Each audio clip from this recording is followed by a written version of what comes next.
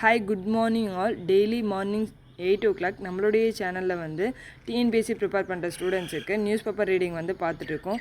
Okay, இன்னையோட important news வந்து என்னென்னலாம் இருக்குதுன்னு சொல்லிட்டு பார்த்துக்கலாம். சரிங்களா? ஓகே, இங்கே பாருங்கள்.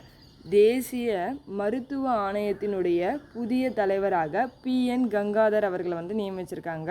இவர் வந்து இதற்கு முன்னாடி தேசிய மருத்துவ மதிப்பீடு மற்றும் தரவரிசை வாரியத்தினுடைய தலைவராக வந்து இருந்திருப்பார். சரிங்களா?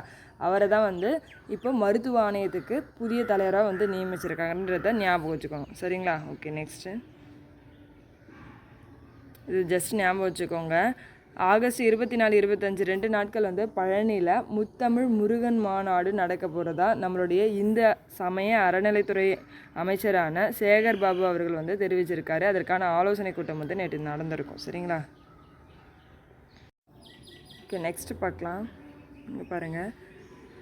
டெல்லியில் ரீசெண்டாக சுகாதார மாநாடு வந்து நடைபெற்றிருக்கும். அங்கே சிறந்த மருத்துவ சேவைக்கான விருதுகளை வந்து சர்க்கரை நோய் முதுநிலை மருத்துவ நிபுணரான சேஷையா அவர்களுக்கும் ஜீரண மண்டல சிகிச்சை நிபுணர் அவர்களான டிஎஸ் சந்திரசேகர் 2 பேருக்குமே வந்து என்ன பண்ணியிருக்காங்கன்னு பார்த்தீங்கன்னா சிறந்த மருத்துவ சேவைக்கான விருதை வந்து வழங்கியிருப்பாங்க. யார் வந்து கொடுத்துருப்பாருன்னு பார்த்தீங்கன்னா மத்திய அறிவியல் தொழில்நுட்பத்துறை அமைச்சரான ஜிதேந்தர் சிங் அவர்கள் வந்து என்ன பண்ணியிருப்பார், கொடுத்துருப்பாரு. ஓகேங்களா? ஓகே, நெக்ஸ்ட்டு பார்க்கலாம். ஓகே, நெக்ஸ்ட்டு இங்கே பாருங்கள். தமிழ்நாடு உள்ளாட்சி அமைப்புகளினுடைய முறைமன்ற நடுவராக ஐஏஎஸ் மகேசன் காசிராஜன் அவர்களை வந்து நியமிச்சிருக்கிறதா வந்து சொல்லியிருக்காங்க. சரிங்களா?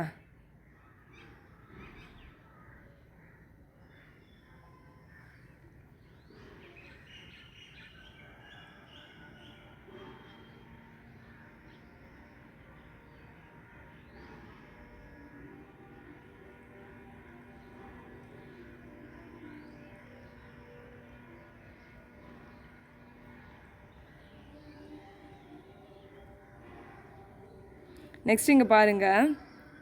இல்லம் தேடி சிகிச்சை அப்படின்ற புதிய காப்பீடு வசதியை வந்து ஸ்டார் ஹெல்த் இன்சூரன்ஸ் நிறுவனம் வந்து அறிமுகப்படுத்தியிருக்காங்க. அதாவது எமர்ஜென்சியாக இல்லாமல் பேசிக் ட்ரீட்மெண்ட்லாம் வந்து இருக்கு இல்லையா, அதை வந்து அதுக்கான புதிய காப்பீடு வசதியை வந்து ஸ்டார் ஹெல்த் அண்ட் அலைடு நிறுவனம் வந்து புதிதாக வந்து இன்ட்ரடியூஸ் பண்ணியிருக்கதா சொல்லியிருக்காங்க. இதை வந்து நல்லா ஞாபகம் வச்சுக்கோங்க. பெரிய பெரிய ட்ரீட்மெண்ட்டுக்கு கிடையாது, பேசிக் லெவலில் இருக்கிற ட்ரீட்மெண்ட்டுக்காக முக்கியமாக முதியவர்களுக்கும் குழந்தைகளுக்கும் வந்து உதவும் விதமாக தான் இந்த புதிய காப்பீட்டு வசதி வந்து அவங்க எடுத்துகிட்டு வந்திருக்காங்க. சரிங்களா?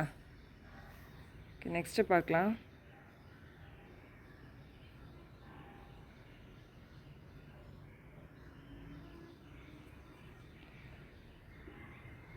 ஓகே, இன்னையோட குறளை வந்து நம்ம வந்து பார்த்துடலாமா?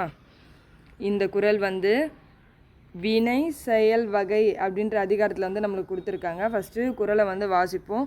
பொருள் கருவி காலம் வினை இடனோடு 5 இருள் தீர எண்ணி செயல். அதாவது ஒரு தொழிலை செய்கிறதுக்கு தேவையான பொருளையும் அதற்கு ஏற்ற கருவியையும் தக்க காலம், அதாவது உரிய காலத்தையும் அந்த மேற்கொண்ட தொழில் வந்து செய்யக்கூடிய இடத்தையும் வந்து நம்ம வந்து மயக்கம் தீர ஆராய்ந்து செய்ய வேண்டும், ஆராய்ந்து யோசித்து செய்யணும் அப்படின்னு சொல்கிறது தான் இந்த குறளினுடைய பொருளாக இருக்கும். இன்னொரு தடவை வாசிக்கலாமா? பொருள் கருவி காலம் வினை இடனோடு 5 இருள் தீர எண்ணி செயல். இருள் அப்படின்னா வந்து மயக்கம். ஓகேங்களா? ஓகே, நெக்ஸ்ட்டு பார்க்கலாம். நம்மளுடைய தமிழக சட்டப்பேரவையில் மானிய கோரிக்கைகள் மீதான விவாதங்கள்லாம் நடந்துகிட்ருக்கு இல்லையா, அதில் பேரவை விதி 110 கீழே வந்து ஒரு சில திட்டங்கள் வந்து அறிவிச்சிருப்பாங்க. அது என்னென்ன திட்டங்கள்னு சொல்லிட்டு இப்போ சொல்லலாம். ஓகேங்களா? அதில் ஃபஸ்ட்டு திட்டம் என்னன்னு பார்த்தீங்கன்னா 10,000 கிலோமீட்டர் நீளத்தில் கிராம சாலைகளை வந்து மேம்படுத்த போகிறாங்க.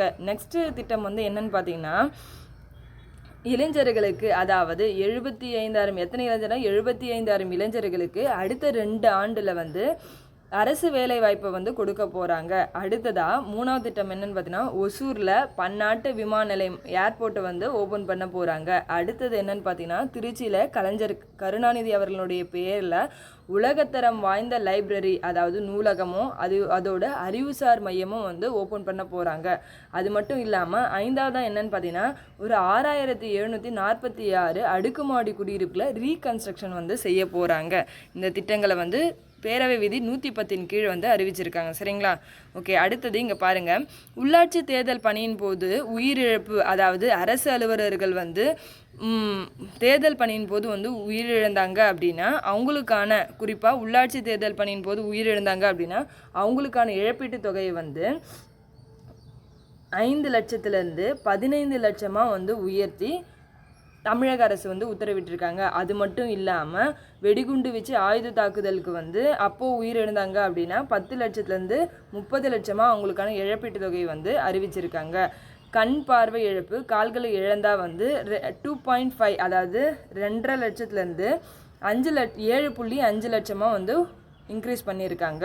இது எல்லாமே வந்து ஞாபகம் வச்சுக்கோங்க. சரிங்களா? ஓகே, நெக்ஸ்ட்டு பார்க்கலாம். ரீசெண்டாக மகாராஷ்டிராவில் வந்து ஜிகா வைரஸ்னுடைய பாதிப்பு வந்து அதிகமாக இருக்குது. இது வந்து ஏடிஸ் கொசு மூலமாக வந்து பரவுற ஒரு வைரஸ்ஸு.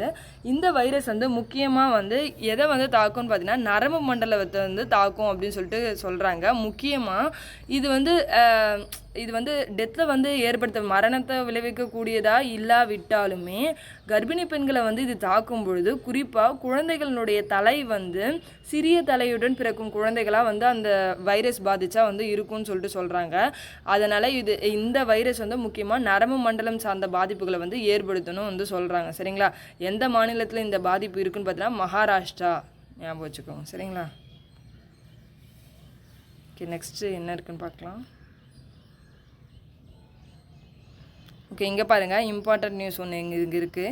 ஐசிசி T20 தரவரிசையில் ஆல்ரவுண்டர் வரிசையில் நம்பர் 1 இடத்த வந்து இந்தியாவை சேர்ந்த ஹர்திக் பாண்டியா அவர்கள் வந்து பெற்றிருக்காரு. அதாவது ஐசிசி T20யில் வந்து ஆல்ரவுண்டர் வரிசையில் முதலிடம் பிடிக்கும் முதல் இந்தியர் வந்து இவர் தான் அப்படின்னு சொல்லிட்டு சொல்கிறாங்க. நம்பர் 1 இடத்த பிடிக்கிற முதல் இந்தியரே வந்து நம்மளுடைய ஹர்திக் பாண்டியா அவர்கள் தான். எதலன்னு கேட்டிங்கன்னா ஐசிசி T20 வரிசையில் ஆல்ரவுண்டர் இதில் வந்து நம்பர் 1 பிளேயர் யாருன்னு பார்த்தீங்கன்னா ஹர்திக் பாண்டியான்றதை ஞாபகம் வச்சுக்கோங்க. சரிங்களா? ஓகே, இங்கே பாருங்கள், ஜம்மு அண்ட் காஷ்மீர் எல்லையில் புதிய இராணுவ தலைமை தளபதி ஆய்வு. அப்போது நம்ம இதில் என்ன தெரிஞ்சுக்கணும்? புதிய இராணுவ தலைமை தளபதி நேற்று பார்த்தோம் இல்லையா, யார் வந்து நியமிச்சிருக்காங்க? உபேந்திர துவிவேதி அவர்கள்.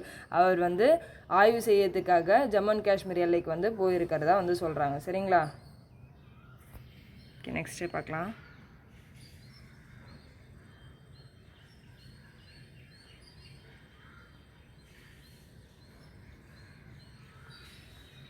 ஓகே ஃப்ரெண்ட்ஸ், இன்னோட இம்பார்ட்டன்ட் நியூஸ் வந்து இதோட கம்ப்ளீட் ஆகுது. Thank you all.